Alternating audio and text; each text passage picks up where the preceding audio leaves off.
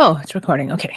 Yeah. Scorpio Sun, Moon, or Rising. This is your astrological forecast for the year ahead, 2026. It's going to be a fast moving year, so I hope you're holding on, Scorpio. So let's break it down. The year starts with a pile of planets in Capricorn. That is your third house, Scorpio. Deals with communication. If you blog, if you have a podcast, if you do any sort of writing, any type of media, website, it's just your communication house, talking, speaking, thinking. It's also the house that deals with your siblings, your cousins, close relationships, your neighborhood. It's a day-to-day house. It's the environment that you find yourself in on the daily, wherever it is you live, your neighborhood. Venus makes 2 star points this year. That means that she comes into the heart of the sun, she dies, and she's rebirth. It's also called a cazimi. With Venus particularly, it's called the Venus star point.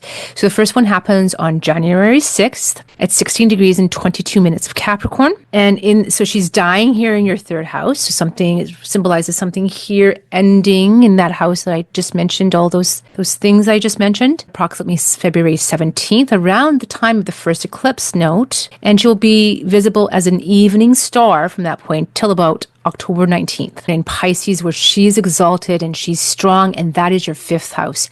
So this is your house of fun and adventure and romance and speculation and risk-taking. Entrepreneurship is here, and children are found here. So Venus being reborn here, exalted, bodes well for all of those things and starting something new in any one of those areas. On January 8th, Mars and Venus come into a conjunction again in your 3rd house of Capricorn, and this symbolizes for the collective a rebirth of this cycle and the balancing of the polarity of the divine masculine and the divine feminine and within ourselves as well. And this bodes well for all of us and for the collective. It's just something to do with our planetary consciousness and where we are in the cycles. On January 9th, Mars has its cazimi, its reset point with the sun. And this is a 2-year reset for all of us and for Mars. And this is particularly important for Scorpio and all Scorpio placements because Mars is the natural dispositor, the traditional ruler, if you will, of Scorpio. So if you have your Scorpio Sun, Moon, Rising, or really any points at all, Mars, this is affecting it.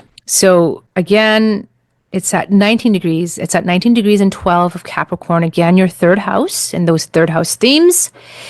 And then it is reborn around the time of the March equinox. And it also is reborn in your 5th house of Pisces. So again, more energy being directed here in your 5th house of the 5th house themes, bringing newness in this area of your life. Neptune will ingress Aries on January 26th. So that is your 6th house. So it's just your 6th house deals with your day-to-day life, your habits, your health habits, your work habits, your work environment. Now, with Neptune coming into this house, it's going to bring a certain air of spirituality to it. Neptune is a spiritual planet. So many of you will want to refocus and redirect your daily lives and your daily work into spiritual matters. Where Neptune goes, there's also this confusion. There can be this confusion, this fog, disillusionment, and illusion.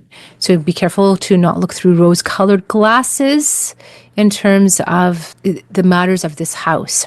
Then Saturn will ingress Aries on February 13th. And Saturn is the planet of structure and discipline, and it's of boundaries and setting goals and achieving goals through constant work.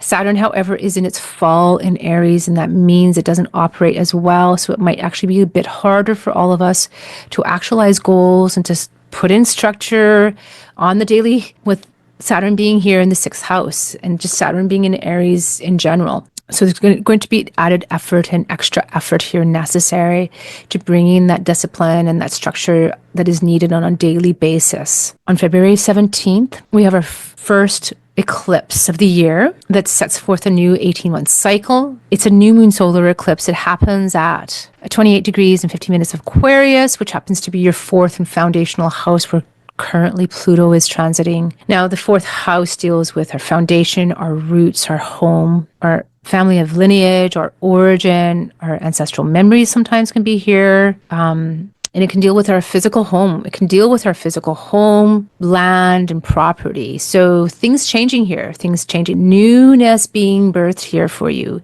Some of you may be moving homes, changing where you live, buying new property, renovating a house, or just the general foundation of your life changing. And that could be more in the emotional security way. But whatever is happening here, it's to set a stronger foundation for you. Then on the 20th, Saturn and Neptune conjunct at 0 degrees of Aries in your 6th house. And this is huge and it cannot be understated. It's important because 0 degrees Aries is the beginning point of the world chart. It's a cardinal point and it sets forth newness into motion for all of us. And this is a new world being born for all of us. And for you, Scorpio, rising, it happens in your 6th house. Again, of your work habits, of your work, of your daily work and your habits. So it's like, again, bringing spirituality and necessary structure into your life to create the life of your dreams moving forward. On March 3rd, we have our second eclipse. It's a total lunar eclipse. So this is a lunar eclipse. This is ending something for you, but fear not. When things end, it's only because it's eliminating something that doesn't work for you anymore to open up something new for you. On April 25th, Uranus will ingress Aries, and that is your 8th house. So Uranus into Aries is going to change this whole house. This 8th house deals with, it's a subconscious house. It can deal with past memories. So maybe past memories coming up and resurfacing, and they will come out of the blue if they do, because Uranus has that tendency to blindside us and throw us curveballs. We don't see them coming. And so just be on the watch for that. Just kind of be aware of that. But the 8th house also deals with, it's your resource house. It's on the financial axis of the money you make from your second house and the money's other people's money, other people's resources. So changes in how you resource yourself and money coming in from others will be here as Uranus goes through this house. So it could be at times losing streams of income and at other times gaining streams of income. I can't see it being consistent. Uranus is going to change and fluctuate as it goes through this house.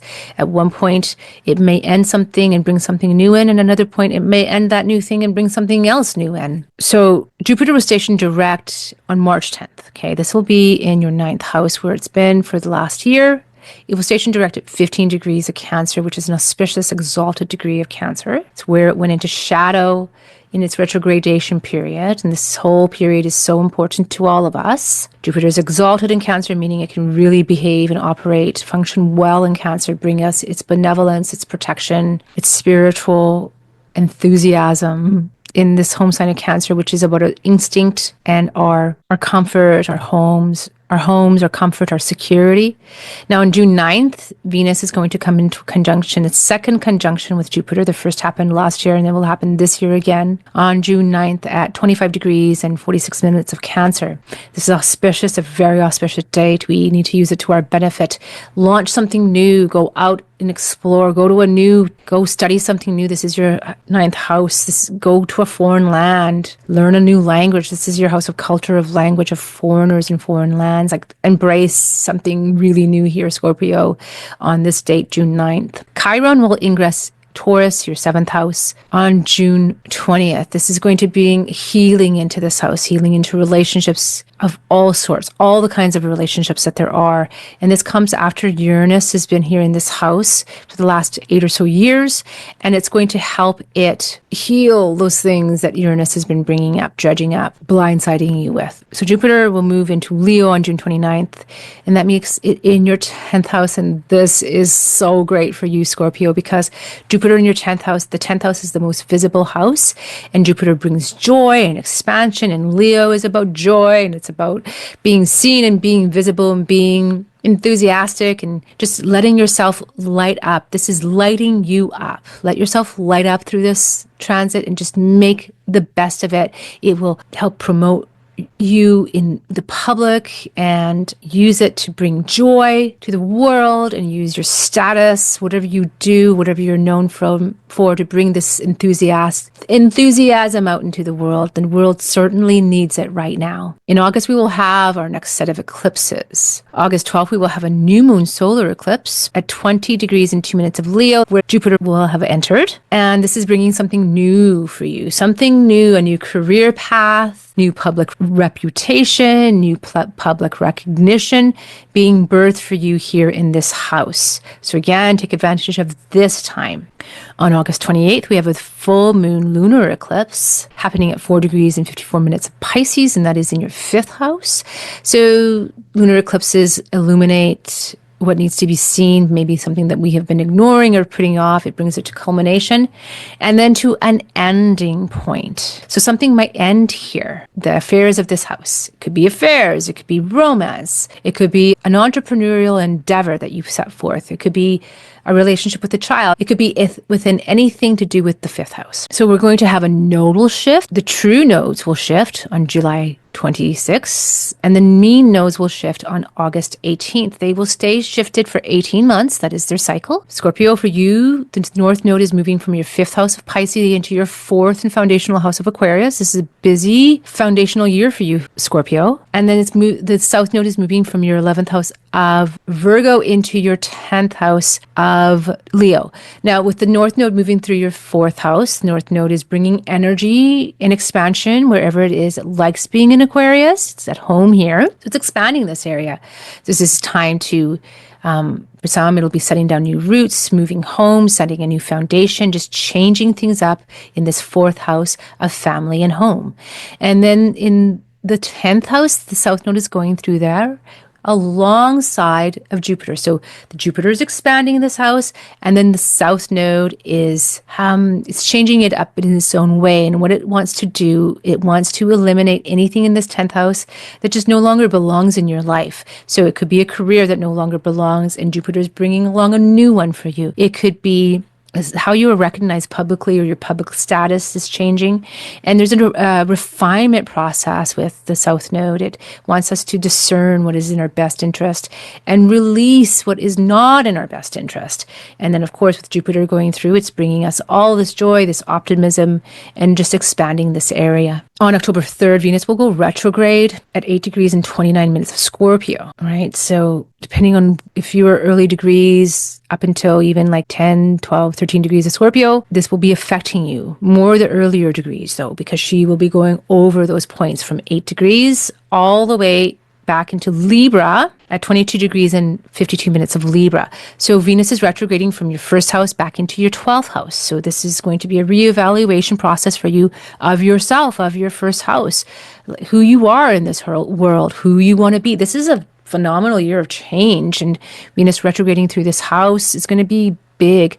It will involve also your relationships, right? Because that's your 7th house, and that's Venus. Venus is the dispositor of the 7th house. So relationships being reevaluated as well. And then it will go into your 12th house, and there's going to be reevaluation of your spiritual life, the subconscious. Your subconscious. This is your dream time. This is the invisible realm. And this is also your subconscious thoughts. So really paying attention to subconscious thoughts and really assessing them and reevaluating the ones that are here to fully support you and that bring you the greatest self-value and self-worth. That's what Venus stands for. So during this cycle, Venus makes her 2nd Venus star point, and she will do so at 0 degrees and 45 minutes of Scorpio. So early degrees Scorpio will be greatly affected by this. And this is important for all of us because this is the last Scorpio degree star point that we have in our lifetimes. Again, she dies in the heart of the sun and she becomes rebirthed, but she has this invisibility period. And when she's rebirthed, she will be rebirthed as the morning star, roughly October 30th, all the way till the end of the year. And she will be rebirthed in your 12th house here of Libra. Further indication of the 12th house matters, which include the things I said, but also to maybe an inspiration to go travel to foreign lands, foreign shores, maybe go to spiritual retreats. Yeah, that could happen. So Scorpios, I just see so much change for you that's so good. I see such a boost in your career, your recognition, financial expansion, and a boost in relationships. So single or married Scorpios, just so much energy coming in to help support relationships. And 7th house too are clients as well, right? So just a boost in clients, boost in relationships, and just exciting and new developments for you, okay, Scorpio? Thanks for watching. I hope that I've helped you. Please like, share, and subscribe. Leave me a comment. Let me know what you're looking forward to in the new year. I'm wishing you a really great year ahead. I will see you in the new year. Stay blessed, beloved.